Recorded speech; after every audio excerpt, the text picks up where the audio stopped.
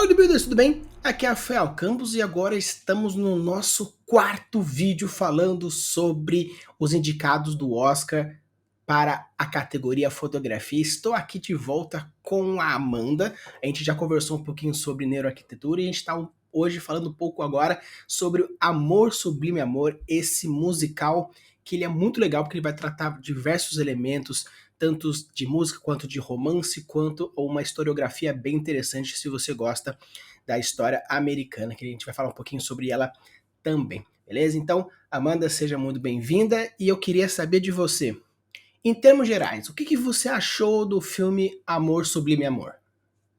Achei ele lindo. Primeiro eu tenho que situar vocês de que eu não tinha visto o outro, eu não sabia, eu não tinha conhecimento do outro musical até ver esse feito pelo Spielberg, né?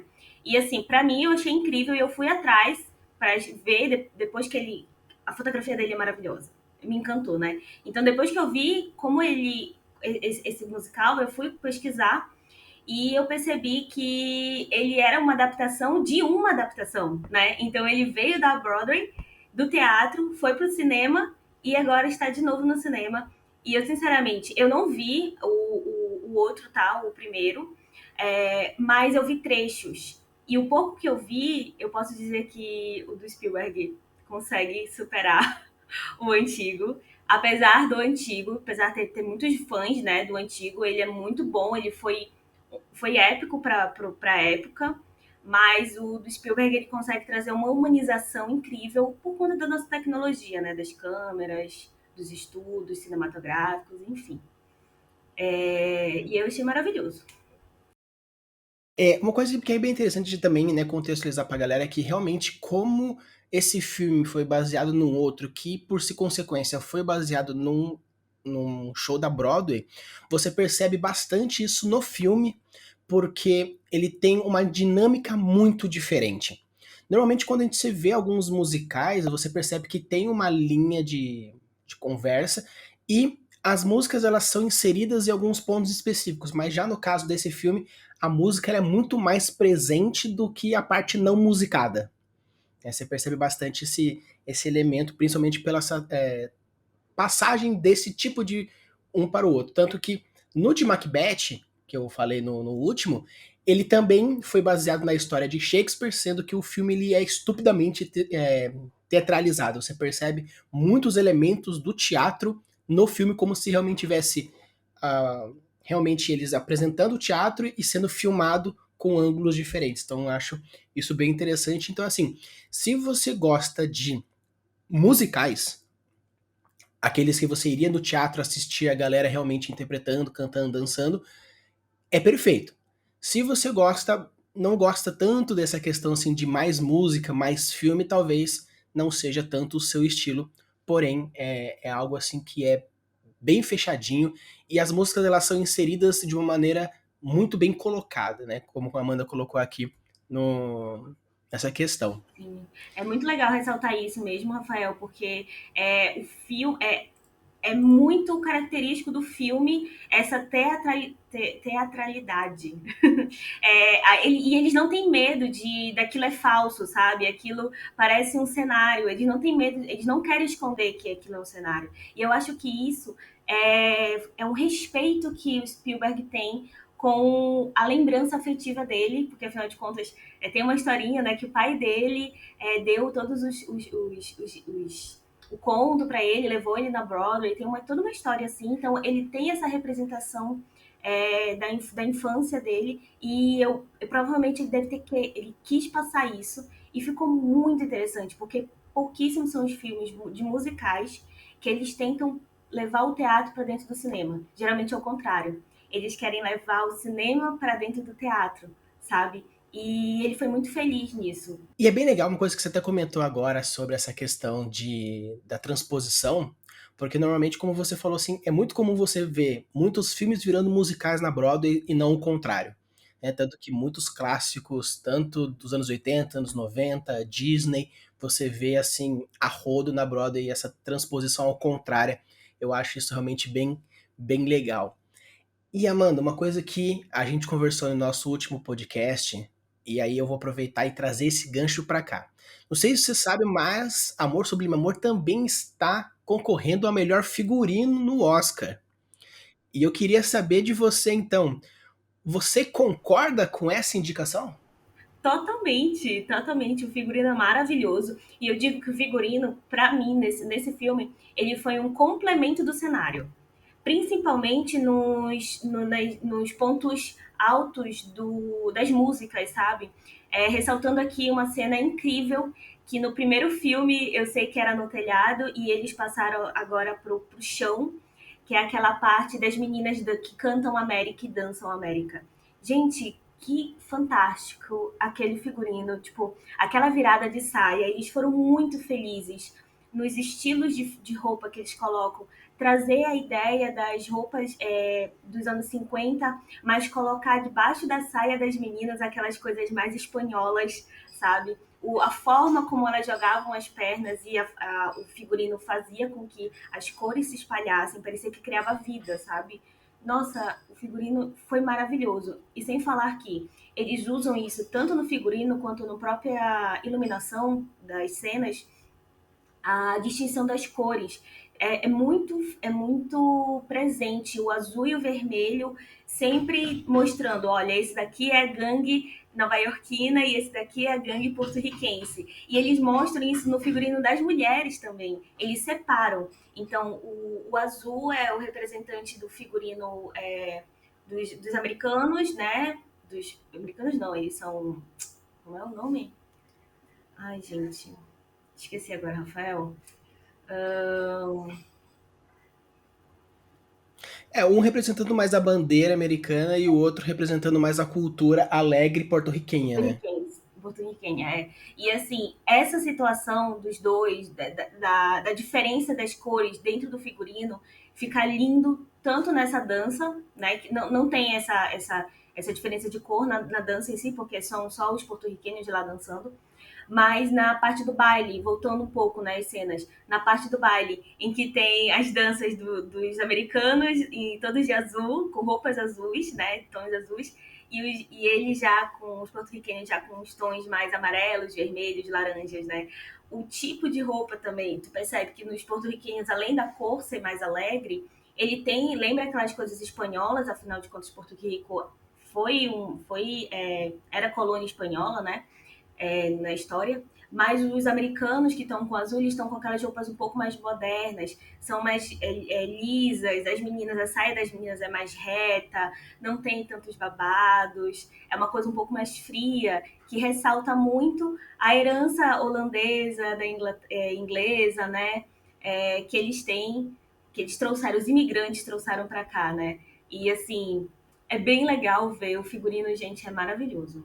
Não Acho que eles merecem mesmo. Acho que eles merecem. E o legal é que você comentou que a história ela se passa na década de 50, né? Mais ou menos 1950, 1957. E então assim remonta tanto à época americana quanto essa questão da relação americano com o porto-riquenho. Eu dei uma pesquisada para ver mais ou menos se aconteceu alguma coisa muito grande nesse período histórico, né, tanto no Porto Rico quanto nos Estados Unidos, e eu vi que realmente entre 50 e 57 foi um grande momento aonde Porto Rico tentou, teve, por, você falou, né, Porto Rico primeiramente foi uma colônia espanhola, depois Estados Unidos transformou também em colônia americana, com um tratado também que eles tiveram, e depois teve uma migração de alguns porto-riquenhos para Nova York, onde passa a história, e esse contraste tanto que, se não me engano, foi em 1957 que teve um levante porto-riquenho para os direitos deles nos Estados Unidos por ser essa questão de colônia e depois a independência. E isso mostra bem legal na disputa de gangues entre os porto-riquenhos e a gangue nova-iorquina, né, que são os grandes dois núcleos que falam. Então você vê não apenas a história acontecendo, como referências históricas do mesmo período histórico da história. Sim, O que acontece? A gente consegue ver isso desde o início do filme, sabe? O filme já vem com a primeira música, a primeira cena e a seguinte, né, que já é a briga deles, já vem falando: opa, aqui a gente tem uma crítica à situação da migração que está acontecendo, né? Os primeiros imigrantes dos Estados Unidos, quem colonizou os Estados Unidos, principalmente Nova York, foram os holandeses, né? E em 1600 e alguma coisa, eu não lembro exatamente. E depois veio os ingleses, que foram que denominaram de Nova York, por causa do Duque de York. E o que, é que aconteceu? Depois que todos esses imigrantes brancos se permaneceram aqui em Nova York, eles foram popularizando e eles se sentem, querendo ou não, donos de Nova York, né? Aí, exatamente nessa década de 50, que pós a Primeira Guerra Mundial, essas coisas, tem uma promessa do, como é que eles falam, do sonho americano, e foi levado, obviamente, para Porto Rico, que era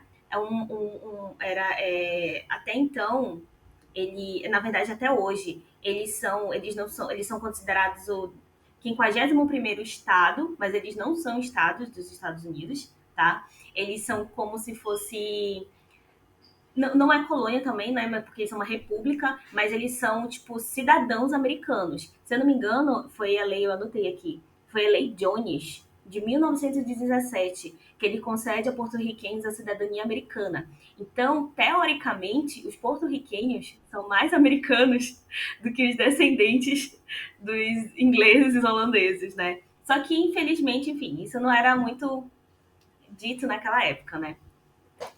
Então, assim, logo de cara, a gente já vê isso por uma cena que eu acho incrível, do cara baixando a placa, né, logo no início de um comércio porto-riquenho, e aparece lá dentro uma placa de um comércio de um bar irlandês, por exemplo.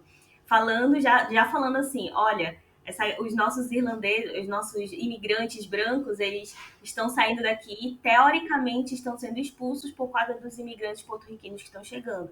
O que não é uma verdade, né? Porque naquele ponto de West Side, no momento que Nova York estava vivendo, em 1950, era um momento de urbanização. Eles estavam revitalizando aquela área todinha. Para situar vocês, não sei se tu sabe, Rafael, mas o West Side,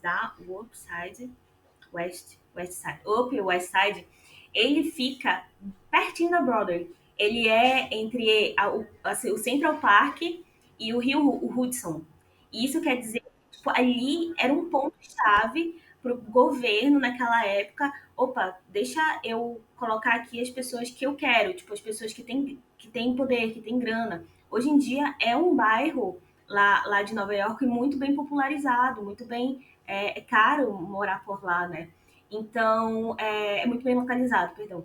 Então, eles já queriam mostrar, já queriam fazer essa revitalização. Então, não foi por conta dos porto-riquenhos que a cidade estava, essa área da cidade estava sendo destruída. Foi o próprio governo que quis fazer isso para construir aqueles prédios, construir as casas bem mais bonitas, para popularizar, entendeu? Com os brancos ricos, como eles dizem, né, no próprio filme.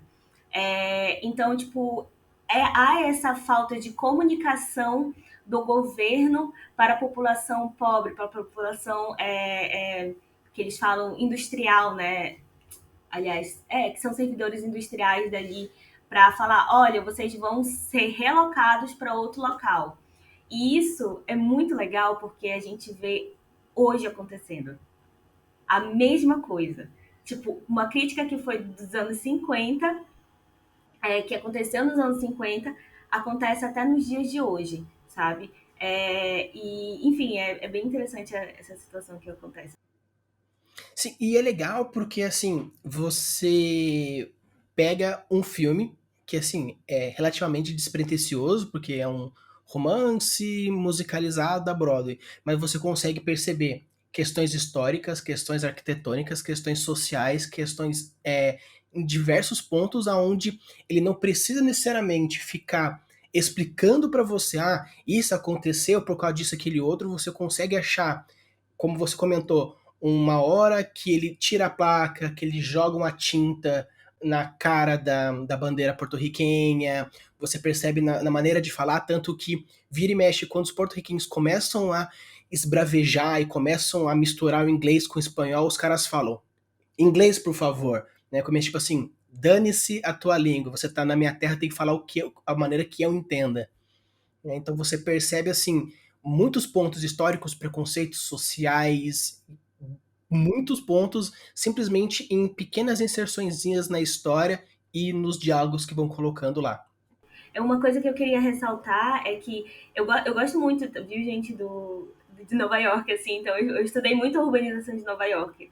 Então tem um dado que antes dos porto-riquinhos chegarem lá, os primeiros imigrantes foram os ingleses, né, os europeus, bora dizer assim, e depois chegaram os negros, os descendentes africanos, na verdade, que foram um pouco da abolição da escravatura que teve lá. Eles foram libertos e eles foram substituídos.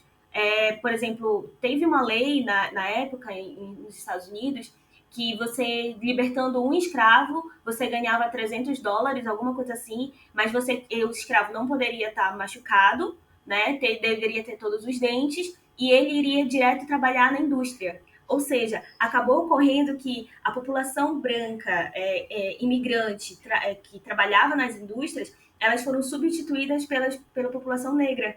Então, sempre teve essa rixa. Logo antes mesmo dos porto-riquenhos chegarem lá, já tinha esse problema de racismo nos Estados Unidos muito forte e principalmente em Nova York. Afinal de contas, Nova York, em 1920, foi considerada uma mega cidade, a cidade mais populosa do que próprio Londres, com 10 milhões de habitantes.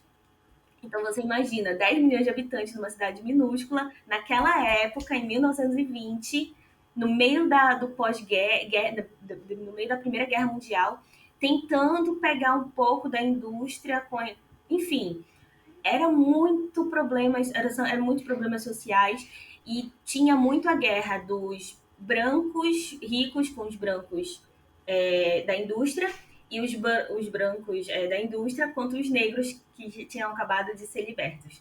E aí depois disso ainda veio mais os porto-riquenhos e a migração, né, e latina, sendo Porto Rico não são considerados latinos, tá, gente? Mas veio a migração latina junto com os Porto Rico, junto com Cuba, e deu o que deu. E o filme retrata muito isso, pós essas coisas, assim, só que ele pega só um recorte, né? Que são a situação dos imigrantes brancos com os porto-riquenhos imigrantes também. Sim, e é legal porque quando você começa a assistir o Amor Sublime Amor, quem gosta de romance, quem gosta de musical, percebe que tem uma coisa muito parecida com Grease, Tempos de Brilhantina. Tanto que, primeiramente, passa mais ou menos no mesmo período, mais ou menos 1950, né? A história em si conta mais ou menos nessas. E também tem essa pegada de o cara de gangue, que quer ficar com a menininha. Então, assim, você percebe que tem muito essa semelhança, tanto histórica, por passar mais ou menos no mesmo período, só que num outro estado, não em Nova York, mas sim em outro estado. E esse contraste, assim, de no Amor Sublime Amor você vê esse contraste cultural, né, entre dos povos diferentes, e já no Grease você vê um contraste de realidades. Né? Dentro do próprio Estados Unidos, outro contraste de realidade. Então achei bem legal esse jogo que foi feito nesses dois musicais, tanto num quanto no outro, para trabalhar o contraste social, só que um dentro da mesma etnia e o outro em duas etnias diferentes. Sim, sim. E é legal tu falar isso porque tem esse contraste e, tipo, tem muito. Eu não sei se é uma escrita da época, tá? Mas o fato deles terem sido baseados em Romeu e Julieta, por exemplo, faz muito com que a personagem Maria, seja uma garota inocente, pura, todo aquele estereótipo, né, do que tinha que ser o papel do feminino na época, né? E já o rapaz, né, o Tony, o Anton, ele já tem aquele negócio de protetor, de de a menina vai, uma menina pura que vai mudar a minha vida e não sei o que e tal, e eu vou me tornar um homem, eu era um garoto e agora eu vou me tornar um homem. Tinha muito essa leitura antiga, né? E eu acho que, mesmo que ainda permaneça muito esse traço no atual filme do Spielberg, principalmente do Tony, a Maria, ela consegue se ressaltar, essa personagem, ela consegue, tipo, mostrar que, apesar dela ter uma aparência pura, apesar dela vestir o branco, né, a roupa branca, ela ainda assim fala que não, é do meu jeito, eu não vou aceitar isso, eu vou fazer isso. É muito interessante ver essa imposição dela, sabe, nesse filme atual.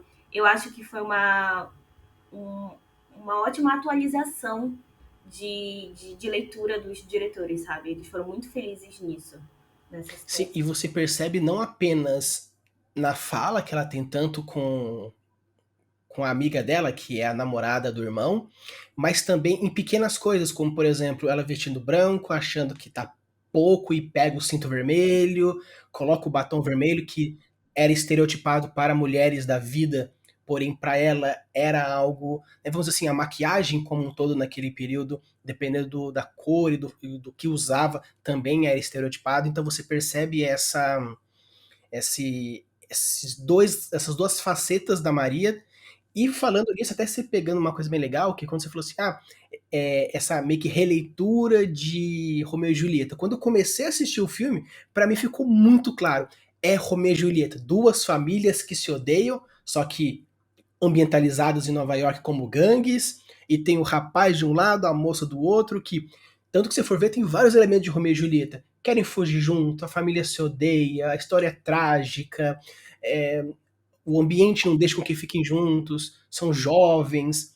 Então, assim, são um monte de elementos de Romeu e Julieta. Então eu falei assim, cara, é algo assim que, tipo, quando eu comecei a assistir, eu falei assim, putz, romance não é muito mais meu estilo, mas eu comecei a pegar tantos elementos de vários pontos histórico, social, arquitetônico, cultural, que eu falei, mano, é realmente um filme diferente. Se você não está acostumado, você vai demorar os seus 30 minutos para se acostumar com a pegada, mas se você já ir de mente e coração aberto, você vai curtir pra caramba.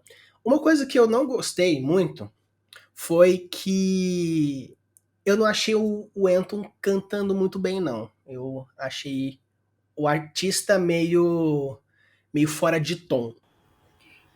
Eu, perto da atriz da Maria, eu esqueci o nome dela, mas perto da menina, ele é bem fraco como cantor, assim. Eu gosto muito dele atuando, eu já tinha visto outros filmes dele, eu acho que ele é perfeito para aquele papel que ele está exercendo, mas talvez na parte técnica de cantar, eu acho que ele deixou a desejar. Porque, mano, quando aquela menininha abre o berreiro debaixo da escada, que foca, sabe, que ela cantando The Night, gente, que isso? Eu não esperava que ela tivesse tanta voz. Uma potência vocal e uma técnica que, assim, pra Broadway seria uma atriz perfeita pro papel e o cara seria um ótimo coadjuvante e não pegando papel principal por ser um filme musicado. Eu também concordo que para um filme musicado ele ficou um quê, um quezinho a Eu esperava, desejar. eu esperava um pouco mais do ator, sim. Mas, assim, a Maria deu destaque aqui, a Anitta também, a outra personagem, a coadjuvante, nossa, maravilhosa. Enfim, mas é isso mesmo. Uma situação que me fez lembrar agora é as cenas que eles têm na escada, né? Que parece Romeu e Julieta, que ela baixa e ele tenta falar com ela e não sei o quê. Eu achei engraçado que eu percebi que no trailer do outro filme, do antigo, né? Era super acessível, foi super rápido que o Tony do antigo filme conseguiu acessar a Maria, né? E parece que o Spielberg fez de propósito, que tipo assim, nossa, tem uma grade. Aí eu falei, cara, por que ele falou que tem uma grade que não abre? Qual é o sentido narrativo disso, sabe? E depois eu fui me tocar, analisando o filme, eu fui me tocar. Cara, ele tá tentando mostrar pra gente, em uma cena simples, o quanto vai ser difícil esse amor, o quanto vai ser difícil eles se acessarem um ao outro, sabe? E eu achei isso uma sacada incrível, muito inteligente, tipo, Pra mim, esse filme Sublime Amor, ele parece ser besta, como tu falou, por ser um romance. Mas quando tu analisa ponto por ponto, tu observa que ele não é qualquer romance. Ele tudo tem uma justificativa para estar ali. A cor, o modo de vestir, o modo de andar, os olhares, tudo tem uma justificativa. O que deixa muito rico. Ele é cheio de textura, né? Muito rico a composição do filme. Além de ele não é qualquer musical, como a gente já ressaltou aqui. Além da situação teatral, as músicas, como o Rafael falou, gente, é uma transição perfeita. Faz sentido a música estar ali, sabe? A gente poderia, sei lá, tem um musical que eu gosto muito, que eu não vou lembrar agora o nome dessa louca, né? Que é com aquele cara que faz o. Tem até Ai, meu Deus, qual é o nome dele? Aquele loirinho que todo mundo gosta, daquele musical de High School Musical. Tem o Zac Efron e é no circo, é o musical do circo. Gente, eu vou pesquisar aqui, Rafael. Ah, não lembro. Particularmente, eu não sou um usuário muito de musicals, eu fui mais pela proposta da fotografia. Me surpreendi positivamente, foi algo que foi, mas musicais eu prefiro ver musicais, ir no teatro ver musicais do que de filmes, porque normalmente essa transposição de um para o outro normalmente é bem falho. Mas eu gostei bastante desse, fui surpreendido, mas eu não conheço muitos filmes musicais. Quando é Disney, que tem música no meio, é outros 500, mas musical eu prefiro mais musicais de teatro mesmo, onde você vê todo o então. Eu lembrei aqui, é o Rei. O Rei do Show. É um musical incrível, vale a pena. Pra mim, foi um dos últimos musicais que eu gostei, assim, depois de ver Amor Sublime Amor. Porém, ele não tem tanto. Tem uma crítica social, mas ele não tem tantos significados como foi Amor Sublime Amor. E a transição das músicas lá faz muito sentido. Parece. Tu não sente que eles estão cantando, parece que eles estão narrando o roteiro. Então, parece que eles estão falando o roteiro, sabe? E ali são as palavras que você tem que usar. E isso é muito bonito ver em musicais de cinema, o que é bem raro, sabe? Porque geralmente as músicas são forçadas mesmo. E foi bem interessante ver isso no filme. Sim, tanto que eu não sei se você assistiu o filme Cats, que também foi baseado no musical Cats. Eu achei uma transposição do musical pro filme muito falho. Tipo, em muitos pontos, né? Então, assim, né? Mas isso fica para uma outra conversa. Mais o Sublime Amor eu achei uma boa transformação. Tanto que quando eu assisti, eu sabia que tinha um filme antigo que eles tinham se baseado, mas ainda não tinha ido atrás da raiz que era musical. E depois, quando eu falei, putz, era um musical que virou filme. Então faz sentido alguns elementos que estão lá. E tanto que aquele trecho onde ele descobre que o nome dela é Maria e ele vai até lá, o bairro dos porto-riquenhos, e começa a cantar. Porque normalmente quando a música começa no musical, todo mundo começa a dançar, todo mundo começa a cantar, e a história continua como se aquilo passasse só na nossa cabeça ou na cabeça dos personagens. Mas esse trecho específico encaixou de uma tal forma que realmente ele estava cantando como se fosse uma serenata para as Marias presentes, até encontrar aquela, né? Como aquele clássico, o príncipe cantando no campo, esperando com que a princesa cante de volta. Então, assim, eu achei muito legal eles realmente utilizarem da música e da cantoria na vida real do filme, fazendo sentido de uma maneira que. Porque em alguns momentos, se você não é muito fã de musical, os caras estão para brigar e começa a dançar balé, você pode falar, me quebrou um pouco aqui. Mas no musical é relativamente bem normal. Mas nesse ponto eles encaixaram a música numa coerência narrativa que, colocando ou não colocando a música naquele trecho, fazia todo sentido o cara fazer serenata pra Maria, né? E você falando do Steven Spielberg, tipo, eu acho que esse cara tem um dedo que, tipo, tudo que ele toca vira clássico. Então, não duvido que isso, Amor Sublime Amor ganhe aí pelo menos uns 2 prêmios nesse ano, que agora é dia 27, né? Então, logo logo saberemos quais serão os prêmios que o Amor Sublime Amor pode levar. Nessa cena que tu falou dele, né, indo cantando pra Maria, eu tenho que ressaltar uma fotografia incrível que eles fizeram, que foi no final, quando no final não. Em algum ponto da música ele canta Maria e a cena coloca a câmera bem em cima dele e aparece as luzes refletidas naquela água, sabe? Assim, nossa, aquilo por algum motivo me lembrou cantando na chuva. Não tá chovendo, mas me lembrou muito cantando na chuva. Mas a fotografia foi maravilhosa. Eu falei, cara, eu não consigo ver absolutamente nada. A coisa turva, parece que ele tá brilhando e tá tudo escuro. Ele tá num azul escuro, numa cor escura, com tudo negro perto dele, sabe? E as luzes brilhando, assim.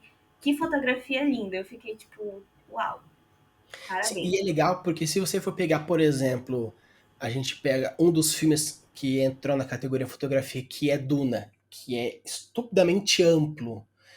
O do Cães, Ataque dos Cães, também é uma fotografia super ampla, porque fala sobre o oeste americano. Já tanto Macbeth, que é bem minimalista por ser um teatro, e o Beco do Pesadelo, que também fala de uma cidade, mas ele reduz dentro de ou de um circo ou de uma casa de show. E no caso aqui do Amor Sublime Amor, que ele se baseia muito naquela região de Nova York, é bem minimalista comparado com, por exemplo, Duna, que é super gigante, ou o Ataque dos Cães, que também tem uma fotografia muito ampla para trazer outros significados.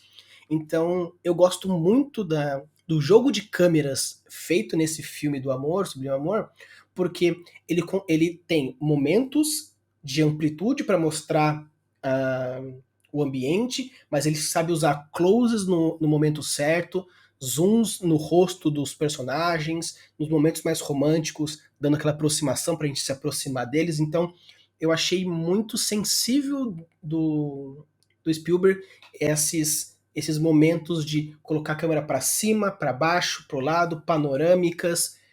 Por isso que eu acho bem interessante.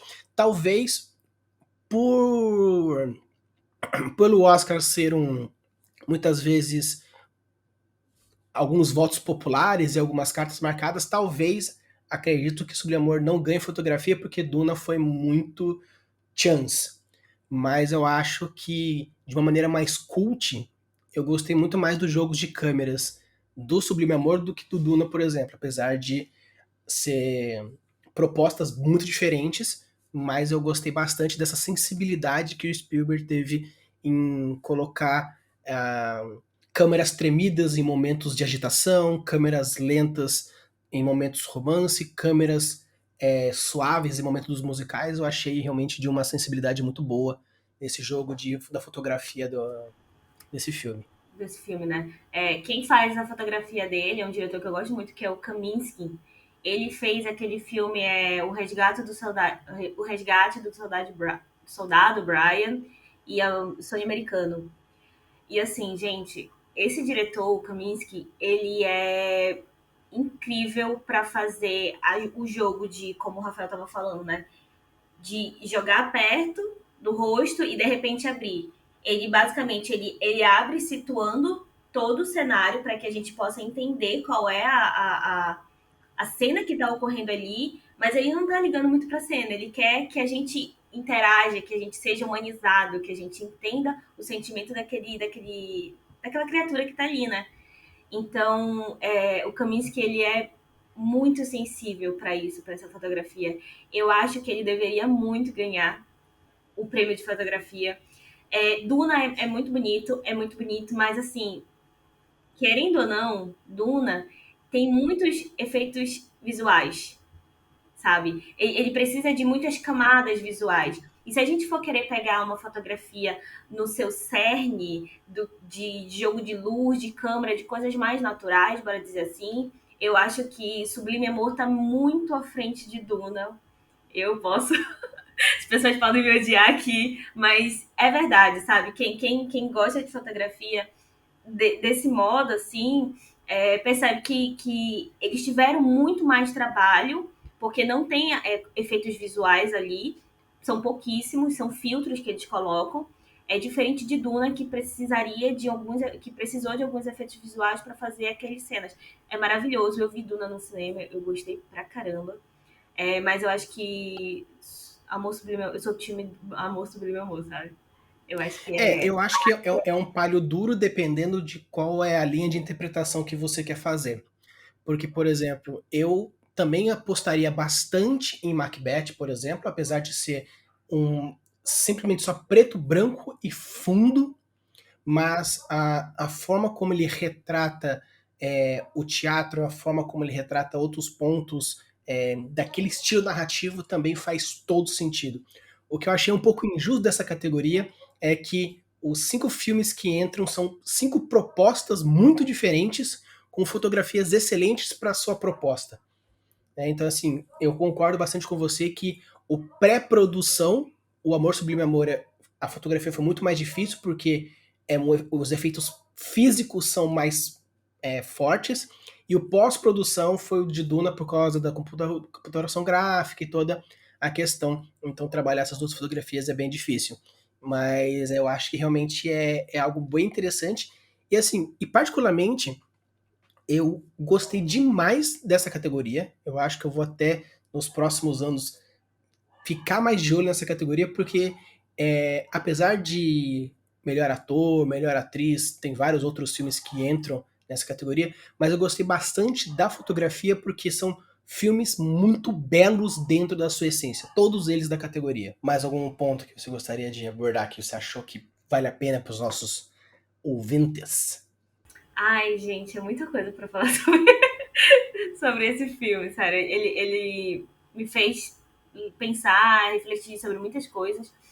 Mas eu queria ressaltar só 2 pontos aqui. Um ponto é pra gente observar um pouco, puxando pro meu tema, né, que eu entendo muito, a arquitetura dele. Ele representa muito a transição da pós, da grande queda que teve, né, nos Estados Unidos, e eles tentando se reerguer. Então, tipo assim, a gente está exatamente nesse período, no final do Art Deco, iniciando a Bauhaus. Então, a gente consegue ver, por exemplo, na loja que ela trabalha, no próprio o metrô, é uma coisa que mostra as meninas saindo do metrô e trabalhando à noite para limpar. Então, tipo, muitas arquiteturas dali, principalmente da classe rica, né, onde eles trabalham, dá para se ver essa transição do Art Deco não sendo tão chique assim, indo para uma coisa um pouco mais reta, um pouco mais séria, sabe? É quando os grandes prédios modernistas, os últimos grandes prédios modernistas começam a ser construídos em Nova York. Então é bem legal observar isso. Cara, quem ama os Estados Unidos tem que ver esse filme. Quem ama Nova York tem que ver esse filme, sinceramente. E outra coisa que eu queria ressaltar é a transição da Maria, dela sair do branco puro com um tracinho, com um batonzinho vermelho, né, o cinto vermelho, para ela chegar no final e ela já tá americana, ela já se sente americana, ela não se sente mais eu sou uma estrangeira porto-riquense, eu sou uma americana porque ela acaba soltando o cabelo e vestindo azul. E azul é a representação, a última cena é ela com o vestido azul. E é a representação dos americanos naquele filme, né? Que eles estão retratando, né? Então, tipo, é muito interessante ver que após tudo isso que ela viveu, ela passou, enfim, por várias situações, aí ela se sente americana e fala, ok, aqui é a minha cidade, apesar de tudo que tá acontecendo. É bem provável, tipo assim, fica na nossa cabeça. Talvez ela nunca saia dali, talvez ela, enfim, ela entrou naquela vida e ela faz parte daquilo. Ela não é mais uma garota estrangeira que veio de fora para ficar cuidando do pai, né? Então é bem legal ressaltar essa transição das cores, tá? Hum, Sim, porque tem uma questão de pertencimento também, né? Então, tipo assim, você pode tanto fazer essa analogia quanto o pertencimento, você pode fazer essa analogia quanto uma fase da vida, a transição, porque ela tem 18 anos e tem esse embate com o irmão falando, eu não sou mais criança, agora eu sou uma adulta, eu já trabalho, já isso, aquilo e outro. Então você também pode até fazer essa relação da transição da vida de menina para mulher, aonde ela muda de uma cor para uma outra cor, né? Pegando essa pureza infantil para essa solidez mais adulta. Você pode até fazer essas duas associações. Achei bem legal essas duas formas de se pensar dentro do contexto da plot da história, né? Sim. Tem uma situação que eu queria ressaltar também, que é das músicas. Quando eu comecei a ver, eu jurei que eu tava, tipo, vendo um filme super antigo. Porque os filtros que eles colocam e o ritmo das músicas, o fato, tipo, tem momento que eu acho que a gente passa uns 4 minutos sem ouvir nada. Só, principalmente no início. Só os meninos, sabe, estalando os dedos e aquela musiquinha, aquele jazz com a época da brilhantina e não sei nem definir qual é. Fica aquela coisa gostosa, sabe? Eu acho que é um filme extremamente artístico para isso, que a música. Eles foram felizes também na situação da música, de trazer essa memória que, apesar a gente não era vivo naquela época, mas a gente tem, né, a memória de nossos pais. E eles situaram muito bem, eles não modernizaram a música, sabe? Eles não colocaram os nossos ritmos atuais. Eles quiseram permanecer com como foi feito na época, sabe? Isso foi muito bonito, esse respeito que eles mantiveram no filme, nessa adaptação. A gente podia, então, até que, quando até conversei com o Matheus nos outros episódios, a gente podia destrinchar o filme cena por cena, música por música, frame por frame, porque nós temos aí uma fanática de arquitetura, nós temos um nerd do outro lado, então a gente vai conseguir achar tanta coisa, o material que foi feito o negócio, as cores, os significados simbólicos das coisas, dos formatos, dos ângulos. Então, assim, espero que vocês tenham gostado. Se chegaram até aqui, não deixe de deixar o like, se inscrever. Deixe no comentário se vocês gostam também de filmes musicais, se gostam de romance, se gostam de filmes de época. E coloque aqui nas sugestões para outros filmes que a gente pode trazer aqui também, a Amanda, para a gente conversar sobre outros estilos, outras categorias.